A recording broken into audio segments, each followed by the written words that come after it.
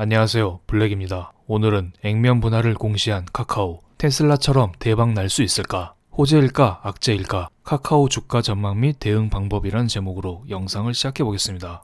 오늘은 카카오에 대한 이야기를 해보겠습니다. 카카오는 우리에게 카카오톡이라는 어플로 널리 알려져 있습니다. 그리고 카카오톡에는 여러 친구들이 많이 있습니다. 아마 카톡하면서 이런 이모티콘 한 번씩은 다 사용해 보셨을 거라 봅니다. 그리고 카카오는 카카오톡뿐만 아니라 증권, 금융 이런 업종에 진출을 했고 요즘에는 대리운전, 택시, 핀테크 등등 다양한 사업을 진행하고 있습니다. 어떻게 보면 미국에 있는 구글, 애플, 아마존 이런 회사들처럼 한국판 빅테크 기업이라 부를 수 있겠습니다. 그래서 카카오는 전형적인 성장주로 분류가 되어 있습니다. 팬데믹 때 2020년 3월달 카카오의 주가는 12만 7천원까지 떨어졌지만 최근에 51만 9천원까지 상승했다가 이 주변에서 주가가 움직이고 있습니다. 요즘 코스피가 박살나면서 여러 회사들의 주가가 폭락하고 있는데 카카오는 꽤 선방하는 중입니다.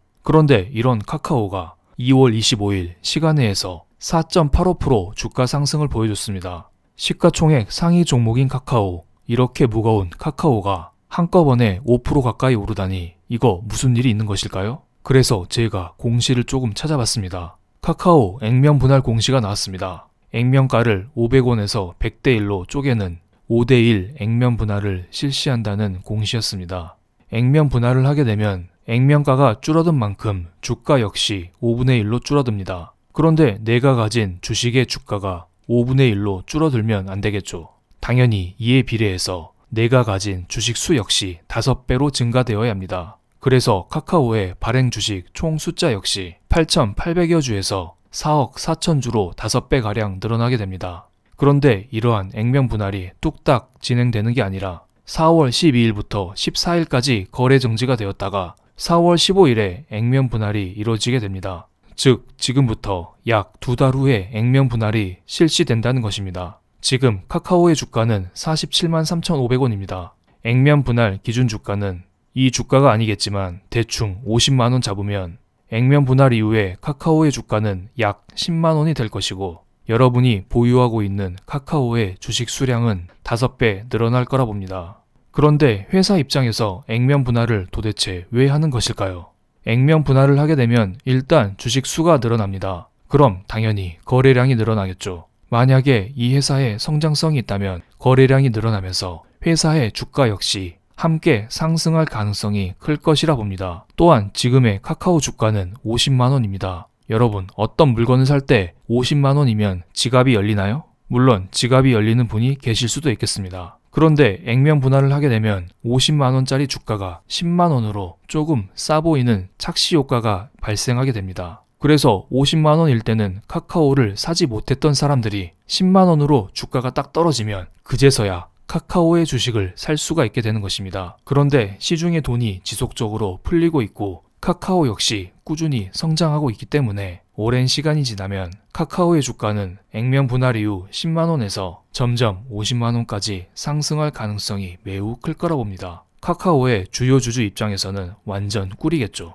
그런데 여러분, 액면 분할하면 떠오르는 회사가 어디가 있을까요? 애플, 테슬라 이런 회사가 있지 않나요? 그래서 제가 2020년도 테슬라가 어떻게 액면 분할을 했는지 이때 주가가 어떻게 변했는지 잠깐 체크를 해보겠습니다. 테슬라는 8월 11일 액면 분할을 공시했습니다. 그리고 몇 주 후인 8월 31일 이때 액면 분할을 했고요. 액면 분할을 공시하고 실제로 액면 분할을 했었던 이 몇 주 사이에 테슬라의 주가는 수십 %가량 급등을 했고 실제 액면 분할이 실시된 이후에는 오히려 주가는 떨어지거나 횡보하는 모습을 보여줬습니다. 시중에 주식 수가 많이 풀렸기 때문에 주가의 흐름이 그렇게 좋지 않았다. 이런 식으로 해석하는 분들도 많이 계십니다. 이 문제는 조금 뒤에서 다시 설명드리겠습니다. 그리고 2월 25일 카카오가 액면 분할 공시를 하자 서울경제에서는 이런 기사를 내놨습니다. 카카오, 애플, 테슬라, 삼성전자처럼 액면 분할, 주가 호재될까? 일부분만 읽어보겠습니다. 지난 2018년 1월 삼성전자가 50대 1 액면 분할을 통해 주당 250만원에서 5만원으로 변경된 이후에 국민주로 불리면서 거래량이 급증했지만 한때 주가가 4만원대로 하락했다. 액면 분할을 했는데 주가가 떨어졌다는 것입니다. 뒤에 나오는 롯데칠성 역시 액면 분할 이후 주가가 떨어졌다고 합니다. 한국예탁결제원이 지난해 1월 달에 발표한 자료에 따르면 2019년 액면 분할을 실시한 상장기업 29개 가운데 15개 기업의 주가가 떨어졌다고 합니다. 액면 분할만 하면 주가가 떨어지네요. 그럼 카카오의 주가도 이렇게 떨어질까요? 이것을 조금 더 알아보기 위해서 2018년도 삼성전자의 주가를 살펴보겠습니다. 삼성전자는 2018년 1월 31일 액면 분할을 공시했고 실제로 2018년 5월 4일 이때 액면 분할이 실시되었습니다. 그런데 액면 분할 공시와 액면 분할 시행 이 사이의 주가는 거의 오르지 않았습니다. 오히려 공시 이후에 주가는 떨어졌다가 최종적으로 살짝 상승하는 모습을 보여줬습니다. 하지만 삼성전자의 주가는 5월 4일 액면 분할 이후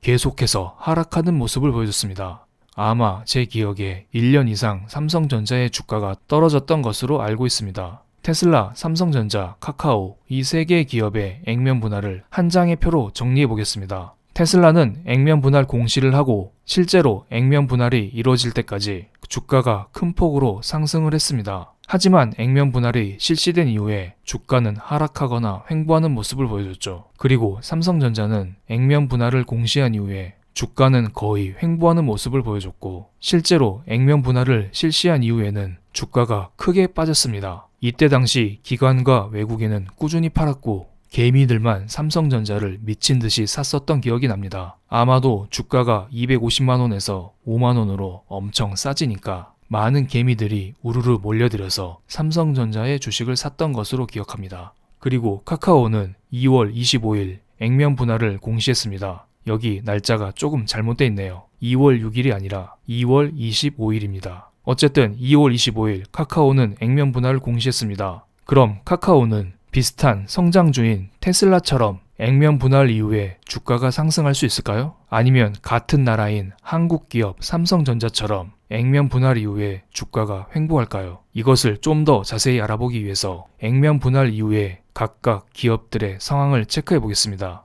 왜냐하면 저는 카카오가 테슬라 따라가냐 삼성전자 따라가냐 이것은 중요치 않다고 봅니다. 액면 분할했을 그때 당시 시황에 따라서 해당 기업의 주가는 움직였다고 저는 그렇게 보고 있습니다. 먼저 테슬라가 액면 분할을 했었던 8월 31일 그때 이후의 상태를 보겠습니다. 파란색은 나스닥 지수이고 갈색은 테슬라의 주가입니다. 테슬라가 액면 분할을 한 이후에 주가는 몇 달 동안 횡보를 했었습니다. 이때 나스닥 지수를 볼까요? 나스닥 지수가 고점을 찍고 횡보하는 거 보이시나요? 이때 당시 나스닥 지수가 하락했기 때문에 테슬라의 주가 역시 부진했던 것입니다. 액면 분할이 아니어도 테슬라의 주가는 빠질 수밖에 없었던 상황이었습니다. 그럼 이번에는 2018년 5월달 이후 삼성전자의 주가가 쭉 빠졌었던 그때 당시에 달러 인덱스와 코스피 지수를 보겠습니다. 파란색이 달러 인덱스이고 녹색이 코스피 지수입니다.